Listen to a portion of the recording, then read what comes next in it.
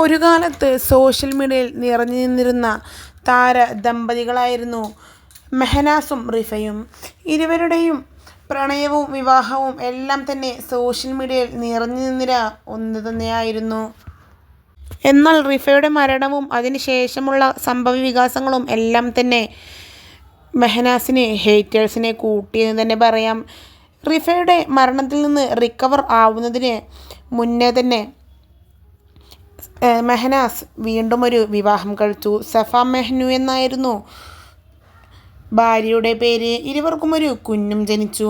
എന്തായാലും സഫ മെഹ്നു ഇപ്പോൾ ഒരാളുടെ കൂടെ ഒളിച്ചോടിയെന്ന് മെഹനാസ് തൻ്റെ വീഡിയോയിലൂടെ സഫയെ പച്ചക്ക് നാറ്റിക്കുകയായിരുന്നു. എന്നാൽ ഇതിൻ്റെ സത്യാവസ്ഥ തുറന്നു പറഞ്ഞ് സഫയും രംഗത്തെത്തി. താൻ ആരപ്പവും ഒളിച്ചോടിയിട്ടില്ല എന്നും താൻ തൻ്റെ ഫ്ലാറ്റിൽ തന്നെ ഉണ്ട് എന്നും ഇതിനോടകം സഫ തുറന്നു പറഞ്ഞു. എന്നാൽ ഇപ്പോഴിതാ നടു റോട്ടിൽ നിന്ന് സഫയെയും കാമുകനെയും കൈയോടെ പൊക്കിയെന്നുള്ള തരത്തിലുള്ള ഒരു വീഡിയോയാണ് ഇതിനോടകം തന്നെ സോഷ്യൽ മീഡിയയിൽ വലിയ രീതിയിൽ വൈറലായി മാറുന്നത്.